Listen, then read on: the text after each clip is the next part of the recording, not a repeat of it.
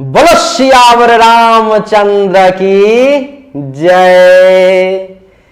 Hello नमस्कार आदाब सलाम सत श्री अकाल। केम छो कस्से काय केरो हाल है केना छी यहाँ सब कैसन वानी हाउ आर यू कैसे हैं आप लोग केमो नाचो मनक्कम खम्मागनी हुकुम केमती अच्छंती की खबर नमस्तुभ्यं। उम्मीद करता हूँ देवी और सज्जनों भाइयों और बहनों वसुधैव कुटुंबकम सर्वे संतु निरामया के सिद्धांत पर में चलने वाला मैं और मेरा देश मेरा सनातन धर्म आप सभी का बहुत बहुत स्वागत करता है। आज के इस वीडियो में भारत और भारत के अलावा जो 40-45 देश के लोग हमारे वीडियो को देख रहे हैं उन सभी को मैं ये बताना चाहता हूं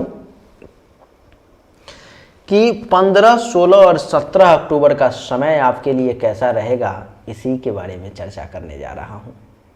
देवी और सज्जनों, आज के इस वीडियो में आप ये अनुभव करेंगे, थोड़ा सा मार्कर कम चला है, थोड़ा सा पता नहीं क्यों इंक खत्म थी या क्या पता नहीं, समझ में नहीं आया, लेकिन नहीं लाऊंगा आप लोगों के लिए और फिर से बढ़िया मार्कर से आप लोगों के सामने पूरा चमकता हुआ बोर्ड होगा। लेकिन अभी इसी से अभी 2-4 वीडियो में काम चलाओ आप लोग। देवी और सज्जनों, चंद्रदेव मिथुन राशि में रहेंगे। नहीं, मिथुन राशि में अब देख लो आपके साथ ठगी कैसे होती है, आपको बेवकूफ़ कैसे बनाया जाता है। कहते हैं कि आपको दैनिक राशिफल बता रहा हूं, 15 का अलग, 16 का अलग और 17 का अलग, लेकिन ऐसा है ही नहीं। दैनिक राशिफल चंद्रमा के गोचर के आधार पर तैयार किया जाता है और चंद्रमा का गोचर देवी और सज्जनों 2-2.25 दिन पर में एक राशि से दूसरे राशि में होता है। यहाँ पर मैं 15 तारीख को बता दूं आपको कि 15 तारीख के 10:02 सुबह से लेकर के और 17 तारीख के 10:29 रात तक मिथुन राशि में ही रहेंगे। इसका क्या प्रभाव पड़ेगा, इसी को राशिफल कहते हैं। आइए चर्चा हमारी मेष राशि से शुरू होगी। ज़्यादा वक्त को बर्बाद ना करते हुए सीधा पॉइंट टू पॉइंट चर्चा आरंभ करें। मेष राशि वालों के लिए चंद्रदेव कुंडली के तीसरे भाव में प्रवेश करेंगे। यहाँ पर में नहीं, ये जो भाव हो गया सो मेष राशि के लिए चंद्रदेव का भाव हो गया। तीसरे भाव में चंद्रदेव के प्रवेश के कारण मेष राशि वालों को कैसा फल मिलेगा, तो महर्षि कह रहे हैं कि सबसे पहले नाम अक्षर तो कंफर्म कर लो। तो कह रहे हैं कि जिस किसी भी व्यक्ति के नाम का पहला अक्षर ला, ली, लू, ले, लो, औ, चू, चे और चो हो, उसकी जो राशि है मेष होती है। मेष राशि वालों के लिए कुंडली के तीसरे भाव में चंद्रमा के बैठने के कारण आपको कुछ धन प्राप्ति का विशेष योग बन रहा है। कहीं न कहीं से कुछ धन का लाभ आपको मिलेगा, कहीं न कहीं से कुछ पैसे की प्राप्ति का योग बनेगा। महर्षि कह रहे हैं कि वस्त्रादि का सुख भी आपको प्राप्त होगा, कपड़े भी ऐसे मिलेंगे जिसको पहन करके आप अपने आप में सुखी महसूस करेंगे। स्वास्थ्य भी इस समय में ठीक रहेगा। दुश्मन अगर आपसे टकराने की कोशिश करेगा तो दुश्मन पर विजय आप ही का होगा। मन प्रसन्न रहेगा। प्रेमी अथवा प्रेमिका के साथ मेष राशि वाले लोगों को वक्त बिताने का मौका मिल सकता है, मिलने जुलने का भी मौका प्राप्त हो सकता है। महर्षि कह रहे हैं कि इतना ही नहीं, बंधुजनों से भी लाभ मिलेगा, व्यक्तियों से भी आपका संपर्क बढ़ेगा और भाग्य का भी पूर्ण सपोर्ट मिलेगा। यानी कि मेष राशि वालों के लिए ये समय बहुत बढ़िया रहने वाला है। मेष के बाद अब चर्चा करेंगे वृषभ राशि की। वृषभ राशि वालों के लिए समय कैसा रहेगा? देवी और सज्जनों, वृषभ राशि वालों के लिए कुंडली के दूसरे भाव में चंद्रदेव विराजमान रहेंगे। सबसे पहले वृषभ राशि वालों के नाम का पहला अक्षर जान लें।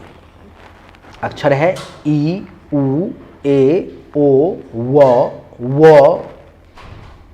पूरा व का सारा लेटर, व ह्रस्व दीर्घ, व ह्रस्व दीर्घ, वे और वो।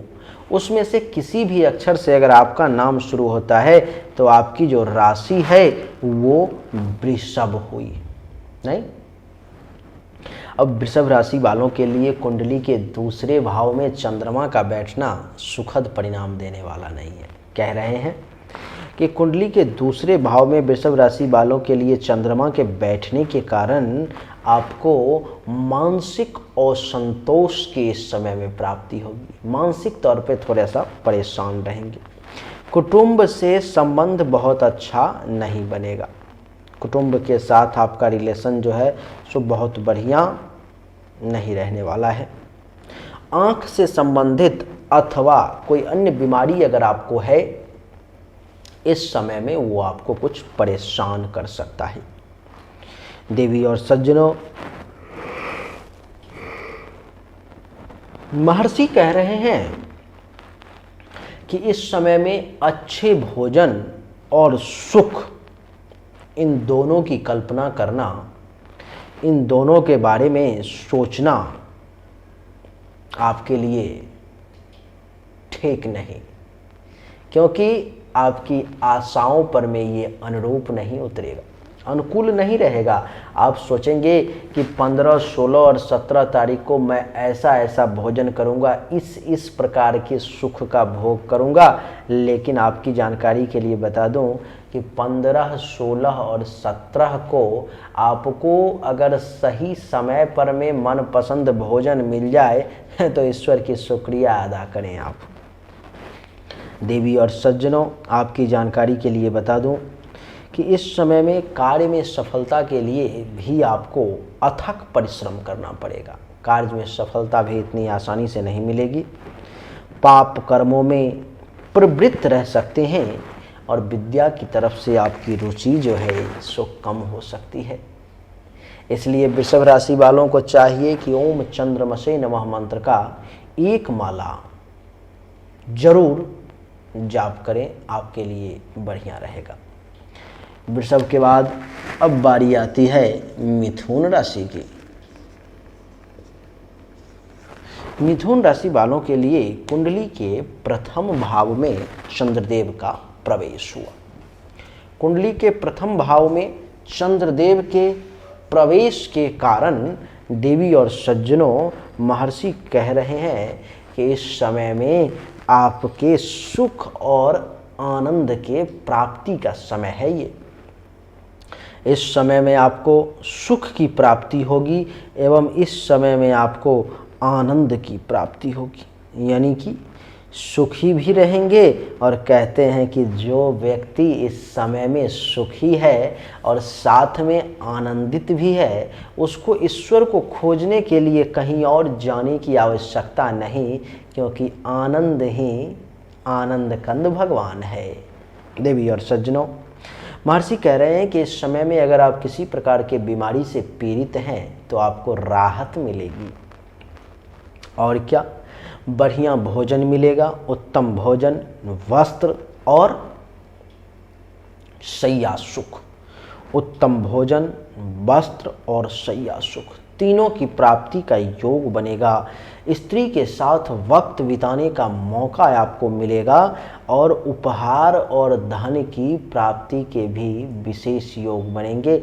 आपके लिए इस मामले में भी समय जो है सो अच्छा रहेगा, यानी कि मिथुन राशि वालों के लिए हर मामले में समय बढ़िया है। मिथुन के बाद अब बारी आती है कर्क राशि की। कर्क राशि वालों के लिए कुंडली के 12वें भाव में चंद्रदेव का प्रवेश होगा, जहां हमने अभी कर्क राशि लिखा है, लाल लाल आपको बोर्ड पर में दिखाई दे रहा होगा। देवी और सज्जनों, 12वें भाव में चंद्रदेव के प्रवेश के कारण कर्क राशि वालों को 15, 16 और 17 अक्टूबर को कुछ परेशानी का सामना करना पड़ सकता है। जैसे में क्या, तो 15, 16 और 17 अक्टूबर को महर्षि कह रहे हैं कि चंद्रमा के 12वें भाव में जाने के कारण कर्क राशि वाले आपको शारीरिक कुछ कष्ट का सामना करना पड़ेगा। विशेष करके आँखों में रोग का भय रह सकता है। आँख से संबंधित परेशानी कुछ परेशान कर सकती है। धन और मान की हानि के भी कुछ योग बन रहे हैं। कह रहे हैं कि पुत्रादि का सहयोग प्राप्त करना इस समय में थोड़ा सा कर्क राशि वालों के लिए कठिन होगा, इसलिए जोर जबरदस्ती करना आपके लिए ठीक नहीं है। देवी और सज्जनों, महर्षि का कहना है कि मानसिक चिंताएं इस समय में आपको कुछ ज़्यादा परेशान कर सकती है। मानसिक तौर पर में थोड़ा सा परेशान हो सकते हैं। खर्चा पर में कंट्रोल नहीं करेंगे तो खर्चा जहां 5 की बात है वहां 25 होने में समय नहीं लगेगा। इसलिए कर्क राशि वालों को इस समय में चाहिए कि ओम चंद्राय नमः मंत्र का 1 माला तीनों दिन जाप करें। नहीं संभव हो तो कम से कम 11 बार भी स्नान करने के बाद जरूर कर लें। कर्क के बाद देवी और सज्जनों, बारी आती है सिंह राशि की। मैं इतनी दूरी से जो अच्छा नहीं लिखता तो कुछ लोग कहते हैं कि गुरुदेव आप उर्दू में लिखते हो क्या? नहीं नहीं, ये हिंदी ही है। लगता है ऐसा है दूर से अच्छी राइटिंग ना बनने के कारण कि उर्दू में है। हमारे ही घर के कुछ लोग कह रहे थे कि आप उर्दू में लिखते हो। ऐसा नहीं है, हिंदी है, ये सिंह है। आप अगर गौर से देखेंगे तो आपको पता चलेगा। कुंडली के एकादश भाव में चंद्रमा के बैठने के कारण सिंह राशि वालों को आय में वृद्धि के योग बन रहे हैं। आय में वृद्धि होगी, आमदनी आपकी बढ़ती हुई नजर आएगी। इतना ही नहीं, व्यापार में भी पर्याप्त लाभ होगा। पुत्रादि का सुख प्राप्त होगा। बच्चों का इस समय में आपको विशेष सुख प्राप्त होगा। और क्या, तो कह रहे हैं कि इस समय में ईश्वर की कृपा से सिंह राशि वालों को उत्तम भोजन के प्राप्ति का भी योग बनेगा। इस समय में आपको बढ़िया खाना पीना भी प्राप्त होगा और समय पे मिलेगा, सबसे बड़ी बात ये। और क्या, तो मित्रों के साथ हास परिहास करने का सुअवसर भी प्राप्त होगा और स्त्री सुख में समय व्यतीत होगा। यानी कि महिलाओं का, स्त्री का सुख पुरुष वर्ग को प्राप्त होगा और पुरुष वर्ग के लोगों को स्त्री का सुख और स्त्री वर्ग के लोगों को पुरुषों का सुख प्राप्त होगा। कह रहे हैं कि प्रफुल्लित मन से महत्वाकांक्षाओं की पूर्ति होगी और उस पूर्ति को करके आपका मन आत्मा जो है संतुष्ट हो जाएगा। देवी और सज्जनों, आपकी जानकारी के लिए बता दूं कि स्त्री पक्ष से आपको कुछ लाभ मिलेगा। तरल पदार्थ का जो लोग कार्य कर रहे हैं उनको विशेष फायदा होगा। उनके लिए ये समय और भी अच्छा साबित होगा। हर मामले में समय जो है अपना बढ़िया रहने वाला है। सिंह के बाद अब बारी आती है कन्या राशि की। कन्या राशि वालों के लिए ये समय कैसा रहेगा? कन्या के लिए कुंडली के 10वें भाव में चंद्रमा का प्रवेश होगा। कुंडली के 10वें भाव में कन्या राशि वालों के लिए चंद्रमा के बैठने के कारण महर्षि कह रहे हैं कि इस समय में आपके अभिष्ट कार्यों की सिद्धि होगी। आपकी जो इच्छाएं हैं, आपका जो अभिष्ट है, आप जो चाहते हैं वो भी इस समय में पूर्ण होने के योग बन रहे हैं। सभी कार्य सरलता पूर्वक पूर्ण हो जाएंगे। बहुत ज़्यादा परेशानी का अनुभव नहीं होगा। आसानी से आपके कार्य पूर्ण हो जाएंगे और बहुत ज़्यादा सोचने की ज़रूरत नहीं पड़ेगी आपको। देवी और सज्जनों, इस समय में आपका स्वास्थ्य भी बढ़िया रहेगा। सरकार की ओर से, राज्य की ओर से, मालिक के तरफ से, सीनियर्स के तरफ से, हर तरफ से धन और सम्मान के प्राप्ति का योग आपके लिए बनेगा। और क्या कह रहे हैं? तो कह रहे हैं कि नौकरी में भी कुछ पदोन्नति, प्रमोशन के अवसर प्राप्त होंगे। नौकरी में प्रमोशन के अवसर प्राप्त होंगे। पदोन्नति होने का, पदोन्नति यानी कि इस पद से उठ करके किसी ऊंचे पद पर में जाने के लिए कुछ ऐसे कार्य आपके द्वारा हो सकता है जो भविष्य में आपके लिए अच्छा साबित हो। उच्चाधिकारी भी आपसे प्रसन्न होंगे और घर में बढ़िया सुख की प्राप्ति का भी योग बनेगा। यानी कि हर मामले में कन्या राशि वालों के लिए ये समय सुखद रहने वाला है। कन्या के बाद तुला की बात आती है। तुला राशि वालों के लिए कुंडली के नवम भाव में, कौन से भाव में? नवम भाव में चंद्रदेव रहेंगे। कुंडली के नवम भाव में चंद्रदेव के रहने के कारण महर्षि कह रहे हैं कि आपको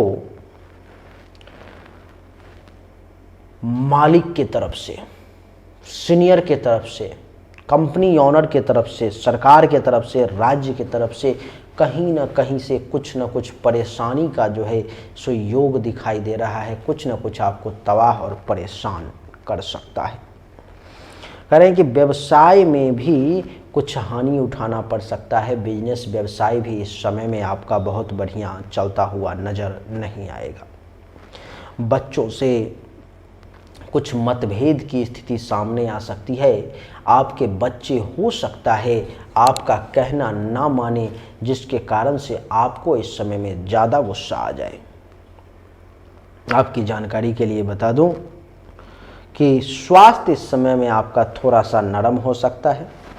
कह रहे हैं कि उदर अथवा छाती से संबंधित किसी प्रकार की परेशानी आपके सामने में आ सकती है। देवी और सज्जनों, भाग्य भरोसे इस समय में तुला राशि वाले ना बैठे। बिल्कुल भाग्य भरोसे ना बैठे, क्योंकि भाग्य जो है वो धोखेबाज होता है। वो जब जब आपने भाग्य पे भरोसा किया होगा तब तब आपको धोखा मिला होगा, ये आप मान लें। इसलिए इस समय में कर्म योगी बने। शत्रु आपको परेशान करने का प्रयास कर सकता है और राज्य की ओर से भी आपको कुछ परेशानी उठानी पड़ सकती है। इसलिए जिस राज्य में रहते हैं, जहाँ पे रहते हैं, थोड़ा सा सावधान रहें। तुला के बाद अब बारी आती है वृश्चिक राशि की। वृश्चिक 8वां राशि।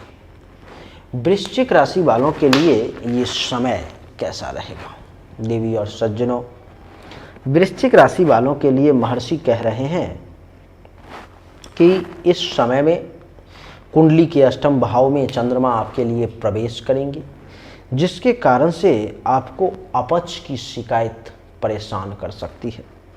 कुछ श्वास, सर्दी, खांसी, छाती इत्यादि की कुछ समस्या भी आपको परेशान कर सकती है। इसलिए सावधान।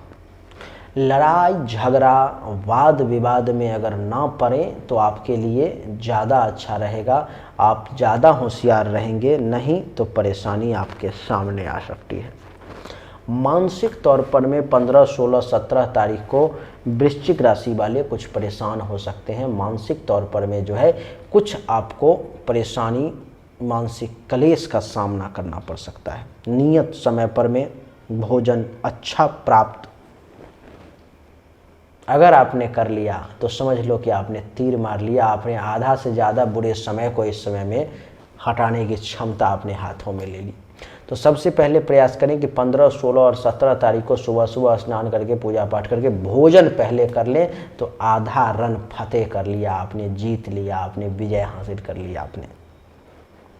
महर्षि कह रहे हैं कि इतना ही नहीं, इस समय में आपको किसी प्रकार की बड़ी परेशानी, कष्ट का भी सामना करना पड़ सकता है। और धन के मामले में सतर्क रहें, नहीं तो धन नाश का योग है, धन हानि का नहीं, धन नाश का योग है, वो पैसा वापस नहीं आएगा। देवी और सज्जनों, आगे वृश्चिक के बाद धनु की बारी आती है। धनु राशि वालों के लिए समय कैसा रहेगा? धनु के लिए कुंडली के सप्तम भाव में चंद्रदेव का प्रवेश होगा। सप्तम भाव में चंद्रदेव के प्रवेश के कारण धनु राशि वालों के लिए महर्षि कह रहे हैं कि आपको धनु को धन लाभ मिलेगा, यानी कि जो धनु है उसको धन की प्राप्ति होगी, कहीं न कहीं से धनु को धन लाभ का विशेष योग।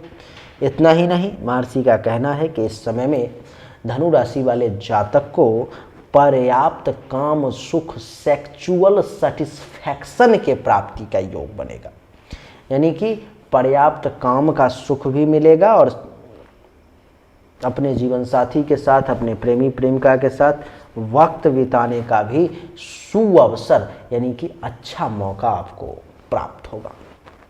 देवी और सज्जनों, महर्षि कह रहे हैं कि इतना ही नहीं तो भाई और क्या, तो इस समय में छोटी छोटी लाभदायक यात्राएं भी आपको करनी पड़ेगी। छोटी छोटी यात्राएं करेंगे, उससे आपको लाभ भी मिलेगा। वाणिज्य तथा व्यवसाय में भी आपको फायदा होगा। उत्तम भोजन की प्राप्ति होगी। क्षीर आदि पेय पदार्थ तथा शयन सुख भी आपको मिलेगा। स्वास्थ्य भी आपका अच्छा रहेगा। हेल्थ संबंधी इशू जो है आपको नहीं आएगी। वाहन और ख्याति की प्राप्ति भी होगी। हर मामले में समय आपके लिए जो है सो बढ़िया रहने वाला है धनु राशि वाले। धनु के बाद अब बारी आती है मकर की। मकर राशि वालों के लिए कुंडली के छठे भाव में चंद्रदेव का प्रवेश होगा। छठे भाव में चंद्रदेव के प्रवेश के कारण महर्षि कह रहे हैं कि इस समय में आपको धन के लाभ का विशेष योग बन रहा है, यानी कि मकर राशि वालों को भी इस समय में कुछ धन लाभ मिलेगा। स्वास्थ्य से संबंधित अगर किसी प्रकार की परेशानी है तो उस परेशानी से भी आपको इस समय में छुटकारा मिलेगा। यश और आनंद की प्राप्ति का भी पूर्ण योग बन रहा है। आपके बारे में चर्चाएं होंगी। इस चर्चाएं से आप और आपके परिवार वाले आनंदित होंगे। महिलाओं से भी पुरुषों का संपर्क इस समय में बढ़ेगा। अपने घर में भी सुख प्राप्ति का योग बनेगा। शत्रुओं की पराजय होगी। दुश्मन शत्रु जो है इस समय में पराजित होगा। रोग का भी नाश होगा, परंतु खर्चा व्यय आपका अधिक होगा। इस समय में आपको पैसा जो है सो कुछ ज़्यादा खर्च करना पड़ सकता है, अथवा थोड़ा सा मन बहका देने से खर्चा अपने आप ज़्यादा होने लगेगा। मकर के बाद अब बारी आती है कुंभ राशि की। कुंभ राशि वालों के लिए कुंडली के पंचम भाव में चंद्रदेव का प्रवेश होगा। पंचम भाव में चंद्रदेव का प्रवेश क्या रिजल्ट लेकर के आएगा?